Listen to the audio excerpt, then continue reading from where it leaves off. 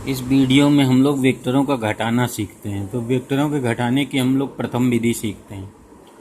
तो जैसे मान लीजिए दो वेक्टर दिए हैं, वेक्टर ए और वेक्टर बी। अब हमें वेक्टर ए में वेक्टर बी को घटाना है या वेक्टर बी में वेक्टर ए को घटाना है। तो हम लोग जोड़ने की भांति इन दोनों वेक्टरों को जोड़ते हैं, लेकिन इसका विपरीत वेक्टर बना लेते हैं, उसको हम वेक्टर ए के साथ जोड़ देते हैं। अगर हमें ए में बी घटाना, अगर बी में हमें ए घटाना है तो वेक्टर ए का विपरीत वेक्टर बना लेते हैं। विपरीत वेक्टर का मतलब जस्ट इसके अपोजिट डायरेक्शन में इतना ही लंबा वेक्टर। वेक्टर बी का विपरीत वेक्टर जस्ट इसके अपोजिट डायरेक्शन में इतना ही बड़ा वेक्टर, माइनस वेक्टर बी का, तो विपरीत वेक्टर का।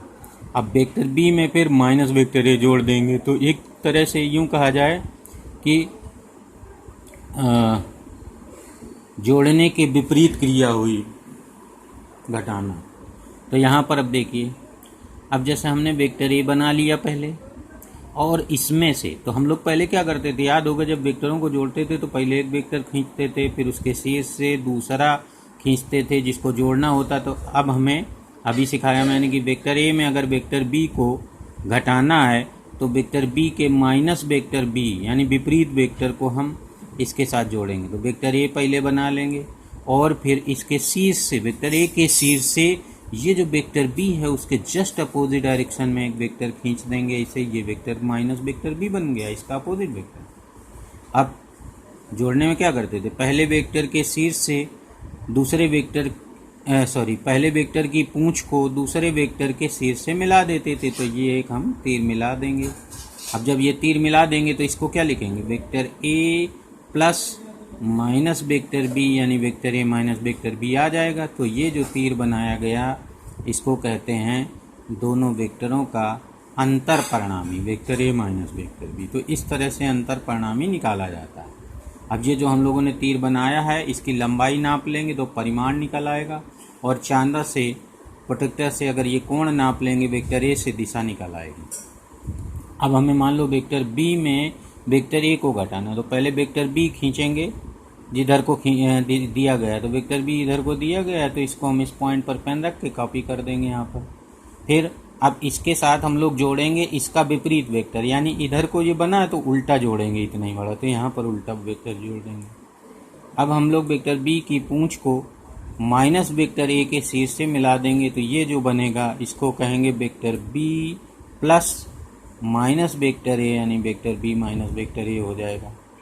तो ये जोड़ने की ही भांति इनको किया जाता है, बस माइनस लेके जोड़ देते हैं। भाई वेक्टर, जब हम लोग वेक्टर ए और वेक्टर बी दो वेक्टर जोड़ते थे तो पहले एक को खींचते थे, फिर शीर्ष के बाद दूसरे को खींच लेते थे। इसमें भी वही कर रहे हैं, लेकिन इसमें उसके विपरीत वेक्टर को शीर्ष से खींच कर, तो इस तरह से निकाल लेंगे। अब यहाँ से देखिए वेक्टर आर डैश लिखा गया है, इसको बोलते हैं वेक्टर बी और वेक्टर ए का अंतर परिणामी। तो ये इधर को आया है, ये इधर को आया, दोनों की लेंथ समान होती है। वेक्टर ए से एंगल 180 डिग्री के प्लस में रहता है, मतलब इसका अगर थीटा है तो उसका 180 प्लस थीटा होगा, यानी दोनों विपरीत वेक्टर मिलेंगे। तो वेक्टर आर बराबर होता है माइनस वेक्टर आर डैश, यानी vector A minus vector B बराबर होता है minus vector A minus vector B, minus vector B minus A, sorry लिख गया है वेक्टर सही लिखा हुआ, माइनस वेक्टर ए, दोनों विपरीत दिशा में हुए। वेक्टर इसकी जगह वेक्टर आर बराबर आर डैश की जगह हम लोग लिखेंगे vector B minus vector A. ये गलत हो गया है, वेक्टर बी इसको काट दीजिए, vector B minus vector R और आर डैश के मान रख देंगे। तो इस तरह से देखा जाए तो यहाँ से एक निष्कर्ष निकलता है कि दो वेक्टरों का जो अंतर होता है वो क्रम विनिमय नहीं होता, यानी वेक्टर ए में वेक्टर बी को घटाएंगे, वेक्टर बी में वेक्टर ए को घटाएंगे तो दोनों बार उत्तर समान नहीं मिलते। तो ऐसे नियम ऐसी स्थिति में कहा जाता है क्रम विनिमय नहीं है, तो अंतर क्रम विनिमय नहीं होता वेक्टरों का। अब दूसरी विधि सीखते हैं घटाने की। तो दूसरी विधि में क्या करते हैं, दोनों वेक्टरों को, जो वेक्टर जिनमें आपस में घटाना हो तो उनको दोनों को एक ही बिंदु से उनके बीच का कोण बनाते हुए खींच लेते हैं। तो मान लीजिए वेक्टर ए और वेक्टर बी के बीच का कोण थीटा है, तो इन दोनों वेक्टरों को हम लोग एक ही बिंदु से खींच लेंगे। जैसे वहाँ पर जोड़ने की विधि में समांतर चतुर्भुज बनाते थे विधि में, यहाँ पर हम लोग दोनों वेक्टर एक साथ खींच लेंगे दिए हुए कोण पर। अब यहाँ जैसे खींच लिया, वेक्टर बी खींच लिया, वेक्टर ए खींच लिया, ये वेक्टर ए हो गया वेक्टर। अब देखिए, अगर हम इसको वेक्टर ए के शीर्ष को वेक्टर बी के शीर्ष से मिलाएंगे, तो ये जो नया तीर हम लोग बनाएंगे उसको लिखेंगे vector B minus vector A, यानी जहाँ तीर जा रहा है वो वेक्टर पहले माइनस वेक्टर, तो ये मिल जाएगा वेक्टर आर डैश परिणामी, ये मिल जाएगा बी माइनस ए, इसको हम बी माइनस ए कहेंगे, यानी आर डैश कह लेंगे। अब यहाँ पर अगर बी के शीर्ष को ए के शीर्ष से मिला दिया तो इसका नाम हो जाएगा vector A minus vector B.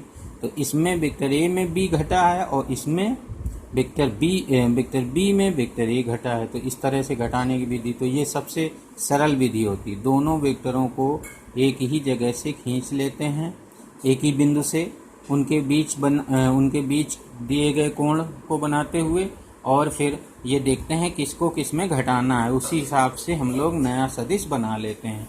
तो अगर बी में ए घटाना है तो ऐसे मिलाएंगे, और अगर ए में बी घटाना है तो ऐसे मिला लेंगे, बस आंसर हो जाता है। ये कोण नाप लेते हैं, तो ये कोण तो सॉरी दिए रहता है, ये लेंथ नाप लेते हैं, तो परिणामी का परिमाण निकल आता है। चाहे वेक्टर ए के साथ कोण इसका निकाल लो, चाहे वेक्टर बी के साथ, तो दिशा मिल जाती है।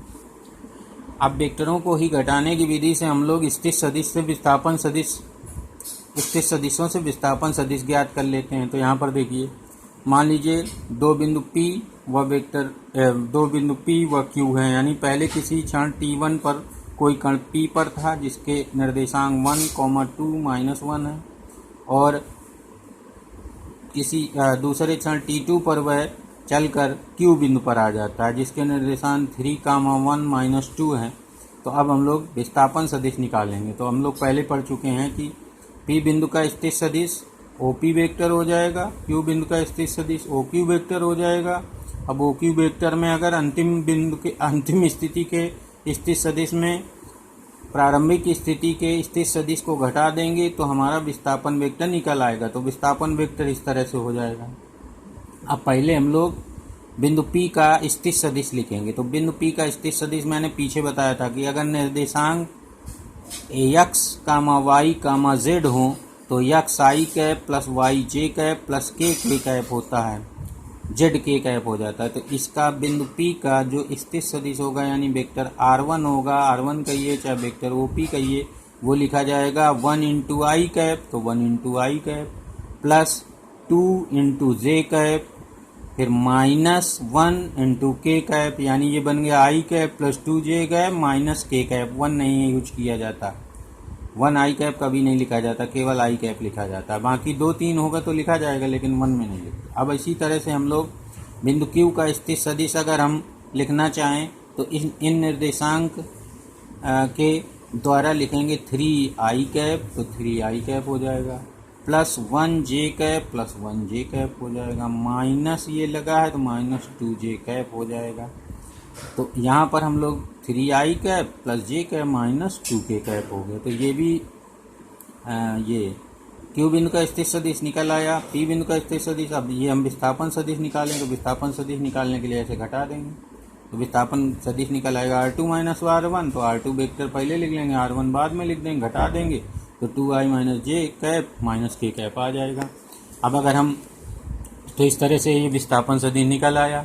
अब विस्थापन सदिश का परिमाण निकालना चाहें, अर्थात उसकी लंबाई निकालना चाहें, तो इसका परिमाण निकालने का तरीका ये होता है। देखिए, किसी भी सदिश के परिमाण निकालने का तरीका, जब उसमें वह लंबकोणीय एकांक सदिश के पदों में लिखा हो, आई कैप, जे कैप, के कैप के पदों में लिखा हो, तो करते क्या है, आई कैप के गुणांक को का स्क्वायर अंडर रूट में ऐसे अंडर रूट लगा लेते हैं, इसका स्क्वायर, फिर प्लस का चिन्ह लगाकर, फिर इसका गुणांक -1 है तो -1 का स्क्वायर, प्लस इसका गुणांक -1 है तो -1 का स्क्वायर, यानी यहाँ सब जगह प्लस रहेगा और यहाँ गुणांक रखे जाएंगे, बाकी यहाँ प्लस हो। अब देखिए, इसका स्क्वायर भी करोगे प्लस आएगा, इसका स्क्वायर भी प्लस आएगा, तो हमेशा ये पॉजिटिव आएंगे, यानी वर्गमूल के अंदर जितने भी संख्याएं आएंगी सब हमेशा धनात्मक ही लिखी जाती हैं। तो ये याद रखना है, ऋण कोई इस्तेमाल नहीं होगा। तो यहाँ पर 2 का स्क्वायर 4, 1 का स्क्वायर 1, 1 का स्क्वायर 1, तो इस तरह से अंडर रूट 6, तो ये जो विस्थापन सदिश आया है इसकी लंबाई हो गई √6 मात्रक। मात्रक कुछ भी हो सकता है, यहाँ पर अगर विस्थापन की बात हो रही तो मीटर हो जाएगा या सेंटीमीटर हो जाएगा या फुट हो जाएगा। अब ये निकल आया। अब इसका हम लोग एकांक सदिश अगर निकालना चाहें तो एकांक सदिश डेल्टा आर कैप लिखेंगे तो वेक्टर बटे उसका परिमाण हो जाएगा। तो वेक्टर ये पहले निकाल चुके हो और परिमाण ये निकाल चुके हो, इस तरह से हो जाएगा। अब वेक्टर r1 का एकांक सदिश अगर निकालना है तो वेक्टर r1 का एकांक सदिश ऐसे निकाल लोगे, r1 वेक्टर ऊपर लिख लोगे, इसका परिमाण नीचे, तो इसका परिमाण 1 का स्क्वायर प्लस 2 का स्क्वायर प्लस 1 का स्क्वायर माइनस 1 का स्क्वायर, ये भी √6 आ गया। r2 का एकांक सदिश निकालना हो तो r2 का बराबर हो जाएगा वेक्टर r2 बटे उसका परिमाण, तो r2 वेक्टर ये लिखा है, इसका परिमाण निकालने के लिए 3 का स्क्वायर प्लस 1 का स्क्वायर प्लस माइनस 2 का स्क्वायर, यानी सब प्लस हो जाएंगे, 9 और 1 10 4 14 √14 आ जाएगी। इस तरह निकाल लेते हैं। यदि कोई कण बिंदु P से Q तक जाने में 2 सेकंड ले, अब यहाँ पर मान लीजिए कोई कण यहाँ था P पर और 2 सेकंड में यहाँ आ जाए तो हम इसका वेग निकाल सकते हैं। वेग बराबर होता है विस्थापन बटे समय, तो ये डेल्टा r बटे डेल्टा t हो जाएगा। तो डेल्टा r हम लोगों ने निकाला है, 2 से भाग दिया, तो इस तरह से वेक्टर वेग सदिश निकल आएगा। अब अगर चाल निकालनी, 4 बराबर होता है दूरी बटे समय, दूरी माने लंबाई, तो √6 बटे 2 आ जाएगा, बटे 2 समय सेकंड आ जाएगा। अब यहाँ पर देखिए, अगर हम वेक्टर v, ये जो वेक्टर v लिखा है इसका परिमाण निकालना चाहें तो वेक्टर v का परिमाण निकालने के लिए जो दो नीचे होता है उसको अलग कर लेते हैं, तो इसको यहीं लिख लो या अलग कर लो। इसका परिमाण लिखना है तो इसका परिमाण कैसे लिखेंगे, 2 का स्क्वायर प्लस -1 का स्क्वायर प्लस -1 का स्क्वायर पीछे वाले की तरह, तो ये कर देंगे तो ये √6/2 आ जाएगा। तो ये देखिए v के बराबर आ गया। इसका मतलब है वेग जो होता है, वेग का परिमाण वो चाल के बराबर होता है। तो याद रखना वेग का परिमाण चाल के बराबर होता है, ये लिख दिया मैंने।